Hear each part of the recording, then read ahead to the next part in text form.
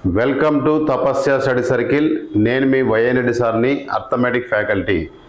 So competitive ఎగ్జామ్స్లో ప్రతి competitive ఎగ్జామ్స్లో అర్థమెటిక్ యొక్క ఇంపార్టెన్స్, అర్థమెటిక్లో ఎన్ని టాపిక్స్ ఉంటాయి, ఏ కాంపిటేటివ్ ఎగ్జామ్స్కి అర్థమెటిక్లో క్వశ్చన్స్ ఎలా వస్తున్నాయి, ముఖ్యంగా sub inspector, constable, group 4, forest, SSC, GD and railway exams, ఈ ఎగ్జామ్స్లో అర్థమెటిక్ యొక్క ఇంపార్టెన్స్ ఎలా ఉంది, అర్థమెటిక్లో ఏ topics very very important topics, ముఖ్యంగా అర్థమెటిక్లో నిష్పత్తులు అనే టాపిక్ ఒకటి, శాతాలు, లాభ నష్టాలు, బారు వడ్డీ, చక్ర వడ్డీ, సరాసరి, ఇలా దాదాపు మనకు ఒక 35 టాపిక్స్ వరకు ఉంటాయి. ఈ 35 టాపిక్స్ మీద కనుక మీకు పర్ఫెక్ట్ కమాండింగ్ ఉంటే ఖచ్చితంగా కాంపిటేటివ్ ఎగ్జామ్స్లో మార్క్స్ స్కోర్ చేసుకోవచ్చు. ముఖ్యంగా అర్థమెటిక్లో one of the major topic వచ్చేసి మనకి సరాసరి, యావరేజెస్.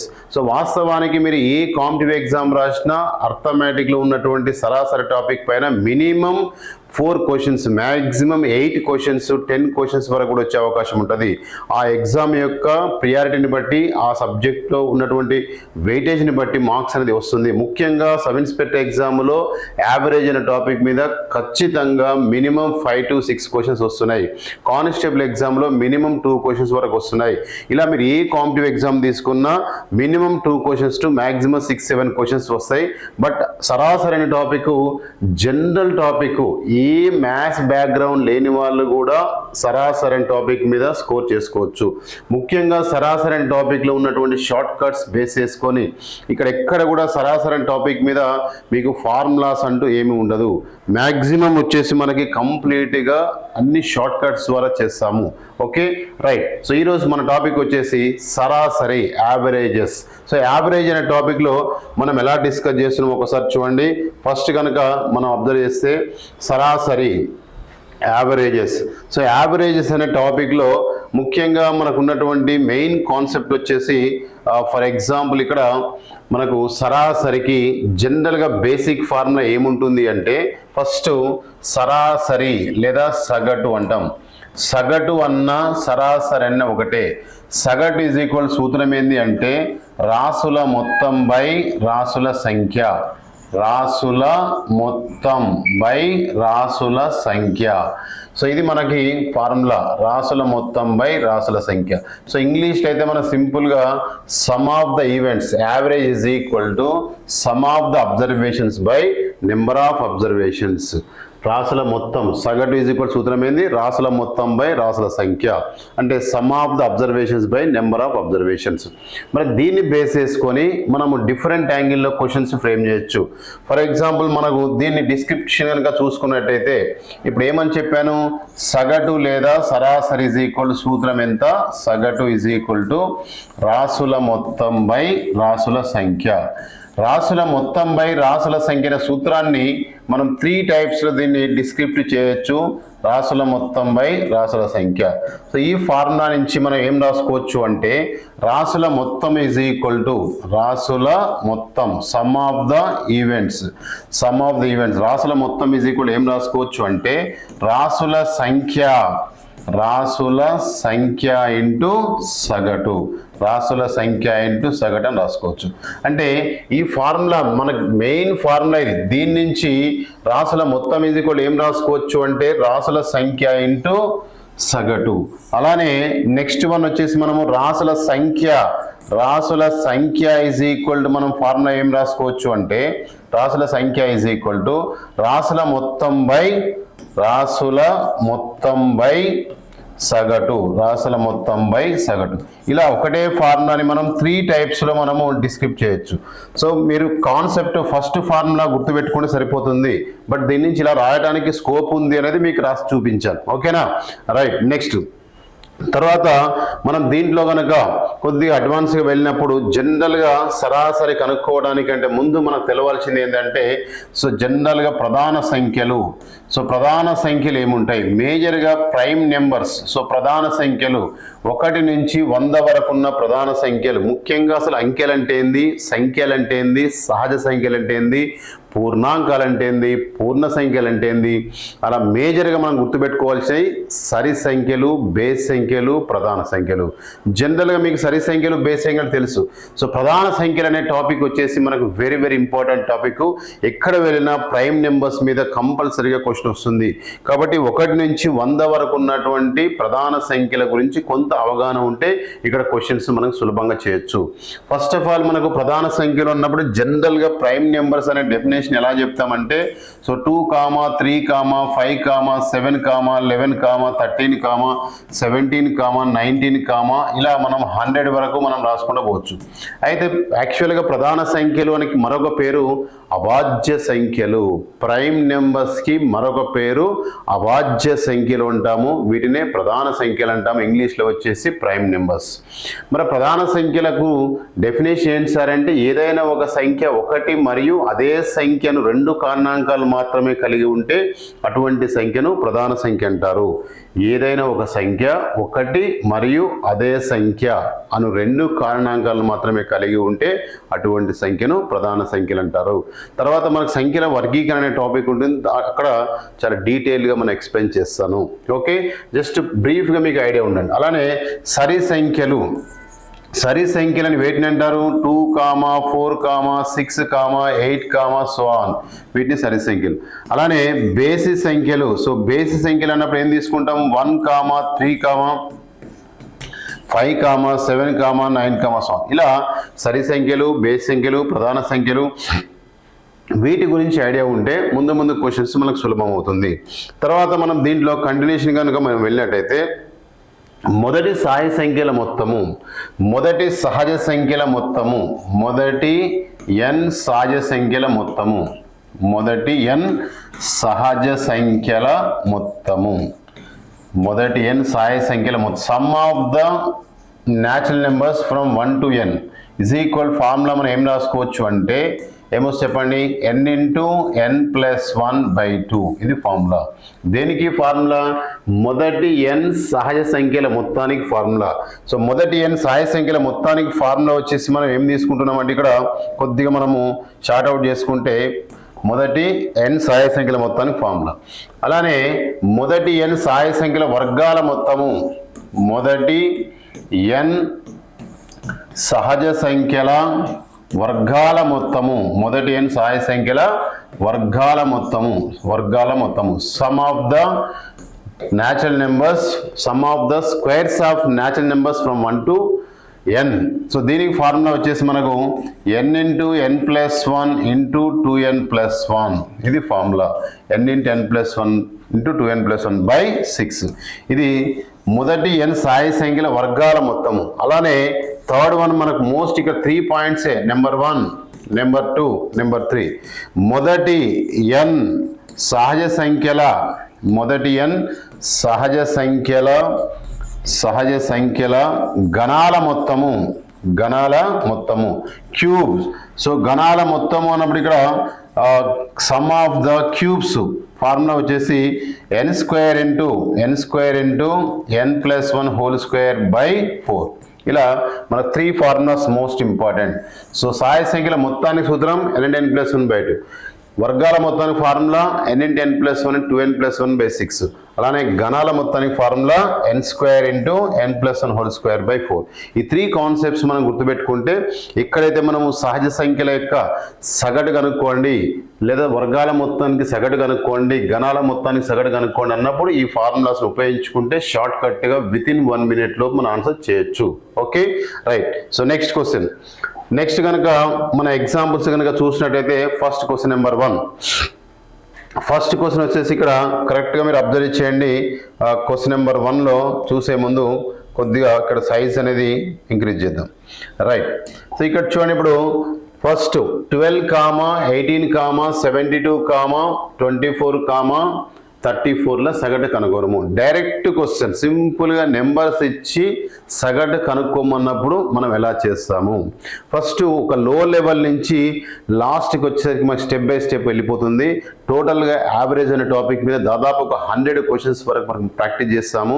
సో దాంట్లో 1 to 10 ఒక మోడల్ని తీసుకుంటాము, అలానే 10 to 20 అలా ఓవరాల్గా ఒక 10 to 15 మోడల్స్ అనేది మనం ఇక్కడ డిస్కస్ చేస్తాము. ముఖ్యంగా సబ్ ఇన్స్పెక్టర్ వాళ్ళని దృష్టిలో పెట్టుకొని మనం క్వశ్చన్స్ చేయబోతున్నాము. ఇంకా లేటెస్ట్గా అప్డేటెడ్ క్వశ్చన్స్ కూడా మళ్ళీ రివైజ్ చేసే అవకాశం ఉంటుంది. ఫస్ట్ బేసిక్ కాన్సెప్ట్స్ నుంచి మనం వెళ్తాము.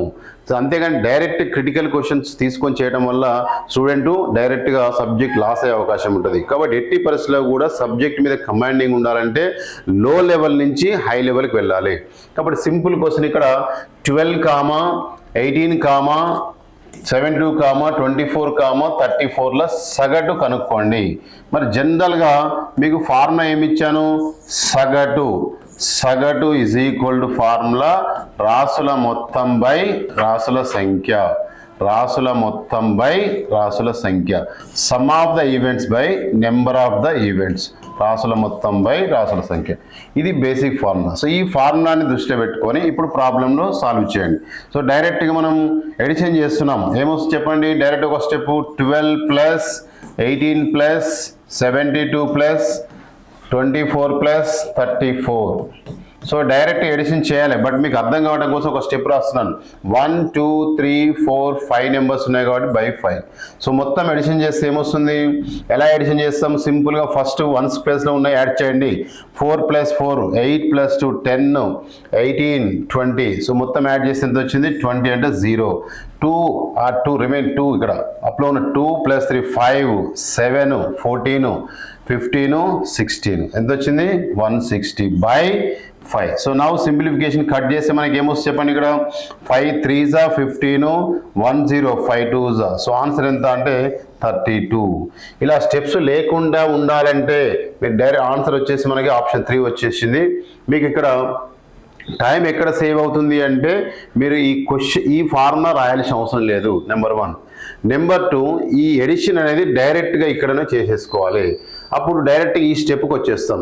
ఈ ప్రాబ్లాన్ని మనం షార్ట్కట్గా ఒకటే స్టెప్లో మనం చేయాలనుకున్నప్పుడు ఈజీగా మనం ఎలా చేస్తాము అంటే డైరెక్ట్గా ఎడిషన్ చేయటమే.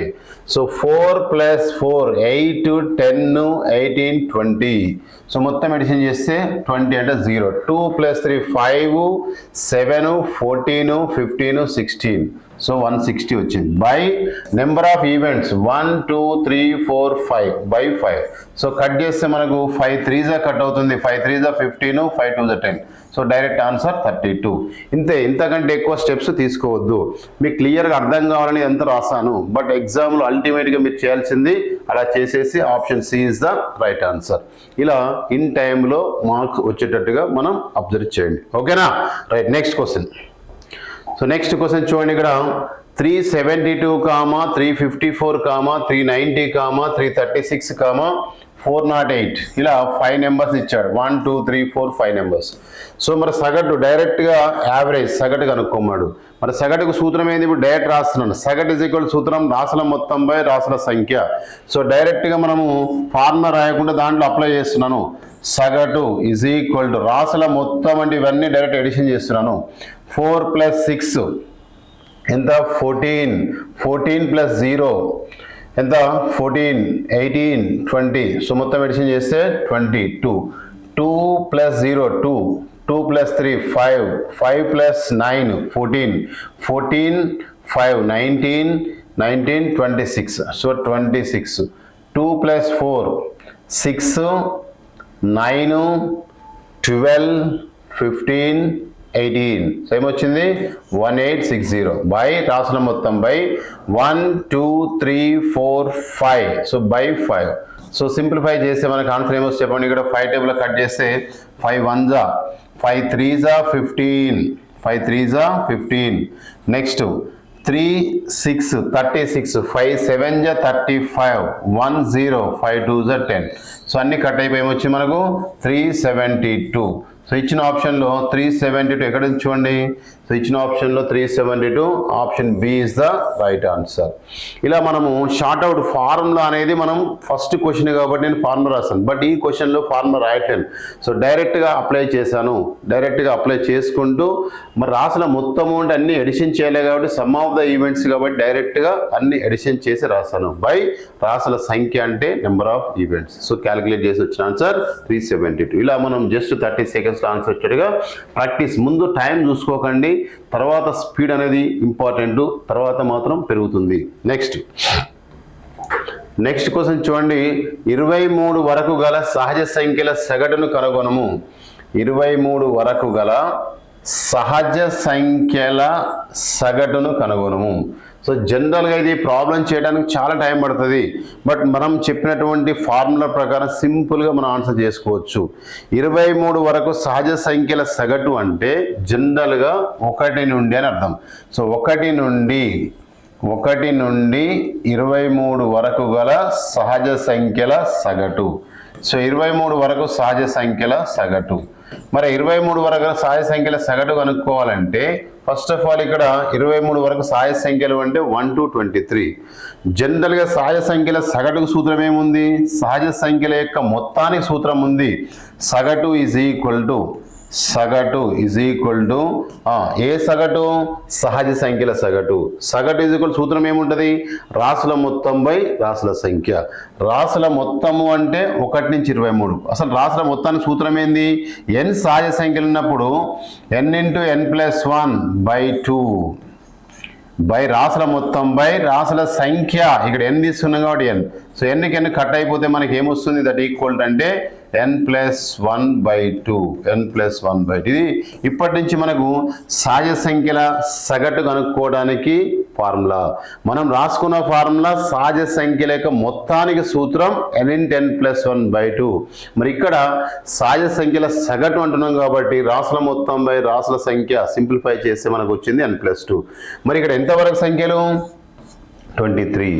So n+23. సో 23 ఇక్కడ అప్లై చేస్తే 23 + 1/2. సో 23 + 1 అంటే ఎంత? 24/2. సో 24/2 అంటే ఏమొస్తుంది చెప్పండి?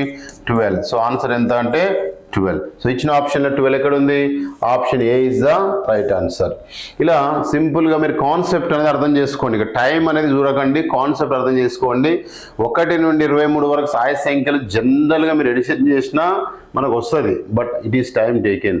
కరెక్ట్గా ఫార్ములా కనుక మీకు ఐడియా ఉంటే ఇప్పుడు ఈజీగా మనకు ఇప్పటి నుంచి సహజ సంఖ్యల యొక్క సగటు కనుక్కోవడానికి సూత్రం ఏంటి అంటే n+1/2.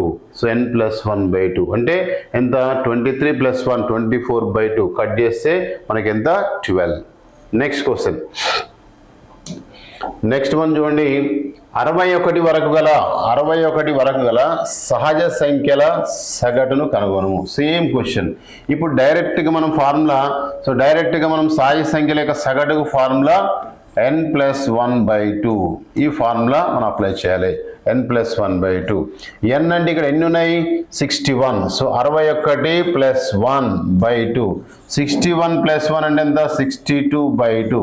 62/2 కట్ చేస్తే మనకి ఏమొస్తుంది? 2 3s are 2 1s are 2 3s are 2 1s are. So answer ఎంత అంటే 31. సో ఇచ్చిన ఆప్షన్ ఎక్కడ ఉంది? Option D is the right answer.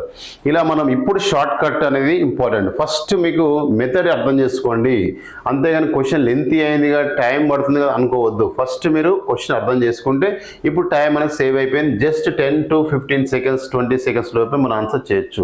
Sir మరి క్వశ్చన్ ఎగ్జామ్లో ఇంత సులభంగా అడుగుతారా అంటే ఇంత సులభంగా అడగరు, బట్ ఇటువంటి ఎన్నో ప్రాక్టీస్ చేస్తే మన ఎగ్జామ్ క్వశ్చన్ ఓరియంటేషన్స్కి వెళ్ళొచ్చు. సో అది పెద్ద కష్టం ఏం కాదు. ఇలా నెంబర్ ఆఫ్ క్వశ్చన్స్ ప్రాక్టీస్ చేసినప్పుడు మనం ఎగ్జామినేషన్ క్వశ్చన్స్ కూడా మనం ముందు చేస్తాం. So next question. 74 వరకు గల 74 వరకు గల సహజ సంఖ్యల సగటును కనుగొనము. ఎక్కడి వరకు? 74. 74 వరకు గల సహజ సంఖ్యల సగటును కనుగొనము అంటున్నాము. కాబట్టి ఇక్కడ 74 వరకు ఉన్న సహజ సంఖ్యల సగటు కనుక్కోవాలంటే సేమ్ షార్ట్ కట్ ఫార్ములా. సహజ సంఖ్యల సగటు అంటే ఇప్పటి నుంచి మన ఫార్ములా n+1/2 ఈ ఫార్ములా. మరి ఈ ఫార్ములా ప్రకారం n+1/2 n అంటే ఇక్కడ 74 + 1/2 74 + 1 అంటే 75/2 75లో సగం చేస్తే ఎంత వస్తుంది 2 3s 2 7s and 1 0 and 2 5s. So మొత్తం డివైడ్ చేస్తే మనకు ఆన్సర్ ఎంత వచ్చింది 37.5. సో ఇచ్చిన ఆప్షన్ ఎక్కడ ఉంది option C is the right answer. ఇలా టైం సేవ్ ప్లస్ స్టెప్స్ కూడా మ్యాక్సిమం షార్ట్ అవుట్ చేసే ప్రయత్నం చేస్తున్నాము. సో దాన్ని మీరు మైండ్లో పెట్టుకోండి. ఫస్ట్ మ్యాథ్స్ అనేది మీకు ఫస్ట్ ఇన్సర్ట్ చేసుకోవాలి సబ్జెక్ట్ మీద, ఫస్ట్ ఇంట్రెస్ట్ పెంచుకోండి. అప్పుడు ఎంత పెద్ద క్రిటికల్ ప్రాబ్లం అయినా మనము టైం అనేది చూడకుండా సాల్వ్ చేయండి. ఆ తర్వాత సేమ్ క్వశ్చన్స్ మనం ప్రాక్టీస్ చేసినప్పుడు ఆటోమేటిక్గా స్పీడ్ వస్తుంది. Right, next question. So next question చూడండి, ఇక్కడ మొదటి 50 బేసి సంఖ్యల సగటు కనుగొనము. మొదటి 50 బేసి సంఖ్యల సగటును కనుగొనము. మరి ఫస్ట్ ఆఫ్ ఆల్ మనకు అర్థం కావాల్సింది ఒక బేసి సంఖ్య, మొదటి బేసి సంఖ్య అంటే 1, రెండు బేసి సంఖ్యలు అంటే 1,3, మూడు బేస్ సంఖ్యలు అంటే 1, 3, 5, నాలుగు బేస్ సంఖ్యలు 1, 3, 5, 7, ఐదు బేస్ సంఖ్యలు 1, 3, 5, 7, 9. అంటే ఇప్పుడు లాజికల్గా అర్థం చేసుకోవాల్సింది అంటే 9 అంటే అప్ టు 10 వరకు. సో 1 నుంచి 10 వరకు ఎన్ని బేస్ సంఖ్యలు ఉంటాయి అంటే 10లో సగం బేస్ సంఖ్యలు, సగం సరి సంఖ్యలు. 1 నుంచి 20 వరకు ఎన్ని బేస్ సంఖ్యలు ఉంటాయి అంటే అర్థం ఏంటి సగం బేస్ సంఖ్యలు, సగం సరి సంఖ్యలు. 1 నుంచి 50 వరకు ఎన్ని బేస్ సంఖ్యలు ఉంటాయంటే అర్థం ఏంటి సగం సరి సంఖ్యలు, సగం బేస్ సంఖ్యలు.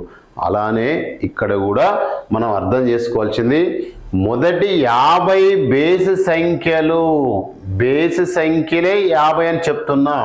కాబట్టి జనరల్గా దీన్ని ఎలా తీసుకోవచ్చు సార్ అంటే మనకు బేసి సంఖ్యలకు ఫార్ములా దానికంటే ముందు దీన్ని మన సహజ సంఖ్యలోకి కన్వర్ట్ చేసినప్పుడు మనకు ప్రాబ్లం ఈజీ అవుతుంది. మరి ఇప్పుడు ఏం చేస్తున్నా చూడండి, ఇక్కడ మొదటి 50 బేస్ సంఖ్యలు, 50 బేస్ సంఖ్యలు అర్థమైంది 1 నుంచి 100 వరకు అని అర్థం. 1 నుంచి 100 వరకు ఉన్న సంఖ్యలలో బేసి సంఖ్యల సగటు ఎంత అన్నా మొదటి 50 బేస్ సంఖ్యల సగటు ఎంత అన్నా ఒకటే మీనింగ్.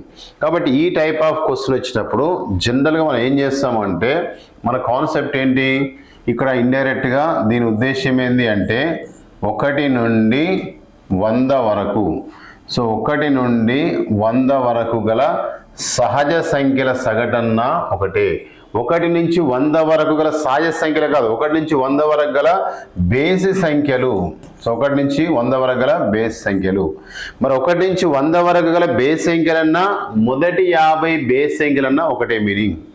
మరి ఇక్కడ డైరెక్ట్గా మన ఫార్ములా ఇప్పుడు ఇప్పటి నుంచి మన డైరెక్ట్గా షార్ట్ కట్ ఫార్మ్ ఏంటంటే ఫర్ ఎగ్జాంపుల్ మనము 1 to 10 తీసుకున్నాం అనుకోండి, ఏమొస్తున్నాయి 1 నుంచి 10 వరకు అంటే ఏమొస్తున్నాయి 1, 3, 5, 7, 9.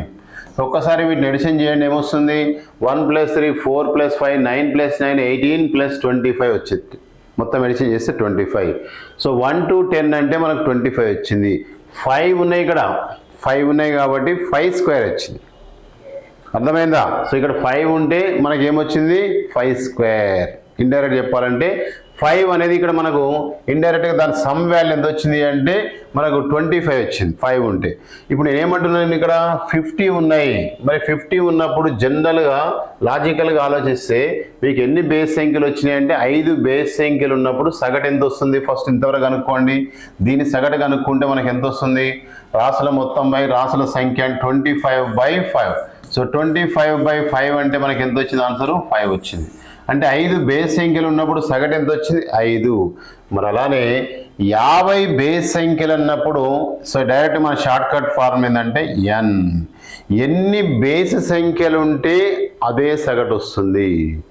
ఎన్ని బేస్ సంఖ్యలు 1 నుంచి 10 వరకు గల బేస్ సంఖ్యలు ఎన్ని 5 బేస్ సంఖ్యలు. సగటు ఎంత వచ్చింది 5 వచ్చింది. మరి 1 నుంచి 20 వరకు ఉన్న బేస్ సంఖ్యలు అంటే 10 బేస్ సంఖ్యలు. 10 బేస్ సంఖ్యలు అంటే సగటు కూడా 10 వస్తుంది. 1 నుంచి 50 వరకు గల బేస్ సంఖ్యలు ఎన్ని అంటే 25, సగటు కూడా 25 వస్తుంది. 1 నుంచి 100 వరకు గల బేస్ సంఖ్యలు అంటే 50 బేస్ సంఖ్యలు, సగటు కూడా 50 వస్తుంది. కాబట్టి ఎన్ని బేస్ సంఖ్యలు ఉంటే అదే సగటు వస్తుంది, ఇది లాజిక్. కాబట్టి ఎన్ని బేస్ సంఖ్యలు ఉన్నాయి, మొదటి 50 బేస్ సంఖ్యలను వాడే ఇచ్చింది కాబట్టి క్లియర్గా మన ఆన్సర్ ఎంత అంటే 50. 50 బేస్ సంఖ్యలని క్వశ్చన్లోనే చెప్పడం జరిగింది. సో అందు గురించి క్లియర్గా ఆన్సర్ వచ్చేసి మొదటి 50 బేస్ సంఖ్యల సగటు ఎంత అంటే 50. సో ఆన్సర్ నన్నులో ఇక్కడ ఆప్షన్ డి. పైవేవి కాని ఆప్షన్లో మన 50 లేదు కాబట్టి ఆన్సర్ 50. ఓకేనా? ఇలా మనం ప్రాబ్లం సాల్వ్ చేసుకోండి. నెక్స్ట్ క్వశ్చన్, మొదటి 35 సరి సంఖ్యల సగటు ఎంత? ఈ క్వశ్చన్ చేయాలంటే ముందు మనం జనరల్ క్వశ్చన్ ఒకటి చేయాలి. ఇంతకుముందు దాంట్లో కూడా మనం ఏం చేసాం చూడండి, అక్కడ డైరెక్ట్గా మొదటి 50 బేస్ సంఖ్యల సగటు కనుక్కోలే. మనం ఏం చేసినాము, మొదటి 10 అంటే ఒక 10 లోపు ఉన్నటువంటి బేస్ సంఖ్యల తీసుకొని వాటి సగటు కనుక్కొని దాని నుంచి మనం 50 సంఖ్యల సగటు కనుక్కున్నాం. ఇక్కడ కూడా మొదటి 35 సరి సంఖ్యలు, ఫస్ట్ ఆఫ్ ఆల్ మనం మొదటి 35 సరి సంఖ్య చేయాలంటే 1 నుండి 10 వరకు, సో 10 వరకు గల సరి సంఖ్యలు తెలుసుకుందాం. 1 నుండి 10 వరకు గల సరి సంఖ్యలు ఎన్ని ఉంటాయి? 1 నుంచి 10 వరకు ఎన్ని సరి సంఖ్యలు ఉంటాయి అంటే ఎన్ని ఉంటాయి? 5 సరి సంఖ్యలు ఉంటాయి. ఎందుకు? 2, 4, 6, 8, 10 ఎన్ని వస్తాయి? 5 వస్తాయి. కాబట్టి సరి సంఖ్యలు 1 నుంచి 10 వరకు ఎన్ని సరి సంఖ్యలు అంటే సగం సరి సంఖ్యలు, సగం బేస్ సంఖ్యలు. మరి ఇక్కడ క్లియర్ క్వశ్చన్లోనే మనకు ఇక్కడ ఇచ్చాడు. మరి ఇప్పుడు ఈ సరి సంఖ్యల సగటు ఎంత వస్తుంది చూద్దాం. ఈ 5, 2, 4, 6, 8, 10, సో వీటికి సగటు కనుక్కుందాం. వీటి సగటు కనుక్కుంటే మనకు ఏమొస్తుంది? సగటు ఈజ్ ఈక్వల్ రాసుల మొత్తం బై రాసుల సంఖ్య. ఇవన్నీ ఎడిషన్ చేస్తే 2 + 4 6 + 6 12 20 30, మొత్తం ఎడిషన్ చేస్తే 30. రాసుల మొత్తం బై రాసుల సంఖ్య ఎన్ని ఉన్నాయి? 6. ఎన్ని ఉన్నాయి? 1, 2, 3, 4, 5 ఉన్నాయి. సో కట్ చేస్తే మనకు ఆన్సర్ ఎంత వచ్చింది? 6 వచ్చింది. 6 అంటే ఇప్పుడు దీన్ని ఏం రాసుకోవచ్చు మనము? n+1. ఏం రాయొచ్చు? n+1. ఎందుకు? 1 నుండి 10 వరకు ఎన్ని సరి సంఖ్యలు ఉన్నాయి? 5 సరి సంఖ్యలు ఉంటే దాని సగటు ఎంత వచ్చింది? 6 వచ్చింది. 5 సరి సంఖ్యలకు సగటు 6, 10 సరి సంఖ్యలకు సగటు 11, ఒకటి ఎక్కువ వస్తుంది.